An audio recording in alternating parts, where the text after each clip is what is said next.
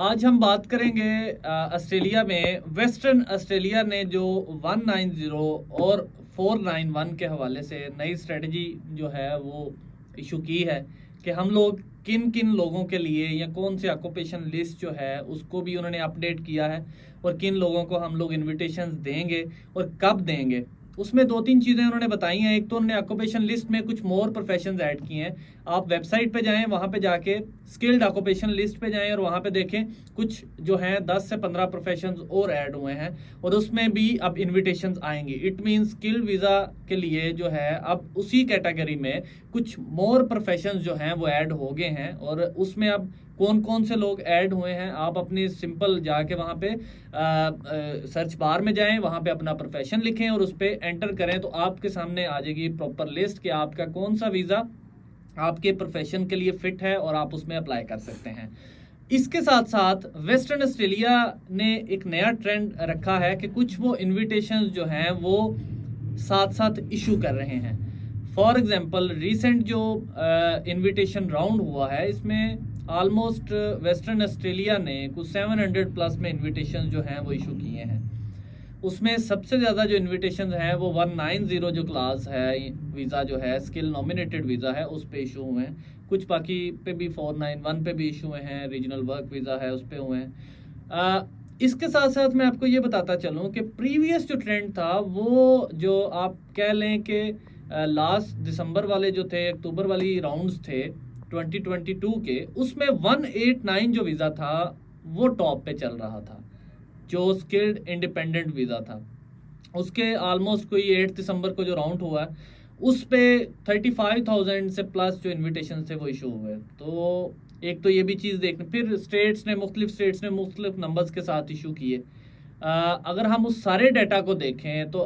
उसमें सबसे ज़्यादा जो इनविटेशंस 190 के इशू हुए, अगर हम 190 की बात करें तो उसमें विक्टोरिया सबसे ऊपर थी, न्यू साउथ वेल्स था, फिर उसके बाद वेस्टर्न ऑस्ट्रेलिया था, तस्मानिया था, मुख्तलिफ इस तरह के जो हैं स्टेट्स बाकी के थोड़े बहुत फिगर्स के साथ जो हैं वो चेंजिंग्स थी उसमें, तो ये भी उसमें था।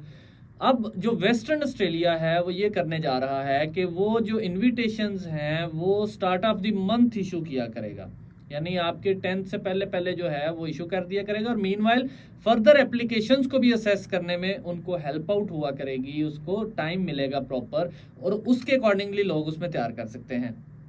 और बाकी ये सारा इनविटेशन सारी स्टेट्स जो हैं वो इशू कर रही हैं, आपकी क्वालिफिकेशंस के रेलिवेंट हो, आपकी चीज़ें आपका लिस्ट में नाम हो, जैसे प्रीवियस बताया आपने स्किल असेसमेंट करवा ली हो रेलिवेंट बॉडी अथॉरिटी से, तो आप उसके लिए जा सकते हैं। अब उसमें आपका करने वाला काम क्या है कि आप लोग जो हैं अपने डॉक्यूमेंट्स को प्रॉपर मेंटेन रखें,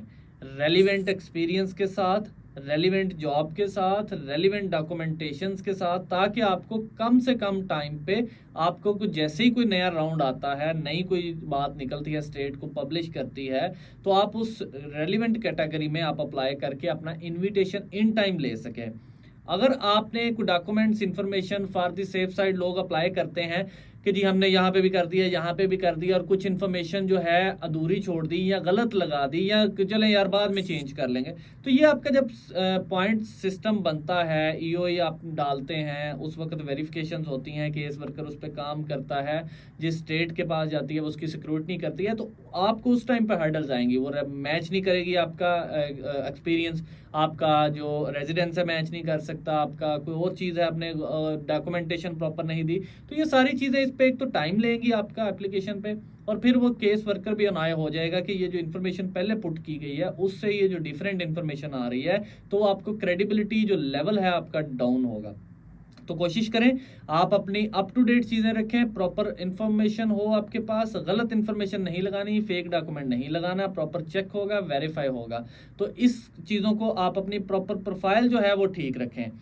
इसके साथ साथ आप अगर बात करें इंटरव्यू के हवाले से, तो आप उसकी प्री इनविटेशन से पहले सम हाउ कुछ स्टेट्स इंटरव्यू भी ले लेती हैं। अगर आप उसमें पॉइंट्स पूरे हैं तो ये आपके लिए अच्छा है, आपके लिए वीज़ा रेशो बढ़ने के चांसेस होते हैं इस तरह के केसेस में, और रूटीन में वीज़ा आ जाता है, सिर्फ प्रोसेसिंग टाइम का इशू है जो कि ज़्यादा टाइम इसके लिए लेता है। और मीनवाइल आप अपना करेक्टर सर्टिफिकेट, हेल्थ अरेंजमेंट्स जो हैं वो सारी करके रखें। आप चूंकि इस वीज़ा जो होते हैं स्किल्ड वीज़ा, आप 190 की बात करें, 491, 189,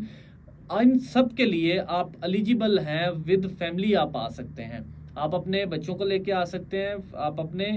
पार्टनर को लेके आ सकते हैं। और इवन दो इनकी असेसमेंट जो आपको पहले भी बता चुका हूँ प्रीवियस वीडियो में, ये पॉइंट बेस्ड सिस्टम है। इस पे आपकी जो पार्टनर है उसकी अगर क्वालिफिकेशन है, कॉम्पिटेंट इंग्लिश है, तो उसके एडिशनल मार्क्स हैं जो आपकी जो प्रोफाइल है उसको बूस्ट करेंगे, उसको ऊपर ले जाएंगे नंबर्स को। तो ये सारी चीज़ें हैं इस हवाले से। और वेस्टर्न ऑस्ट्रेलिया के हवाले से जो अपडेट्स थी, जो इन्विटेशन के हवाले से, अब नेक्स्ट राउंड जो आ रहे हैं उनके हवाले से आपको गाइड करना मकसूद था। तो आप कोशिश करें कि ये वाली जो चीज़ें हैं इनको मेंटेन रखें। और इस हवाले से भी आपको कोई क्यूरी हो, क्वेश्चन हो, आप हमें ज़रूर कांटेक्ट करें। हम आपको इस हवाले से जो मैक्सिमम इंफॉर्मेशन होगी वो आपको प्रॉपर इन टाइम देने की पूरी कोशिश करेंगे। Thank you so much.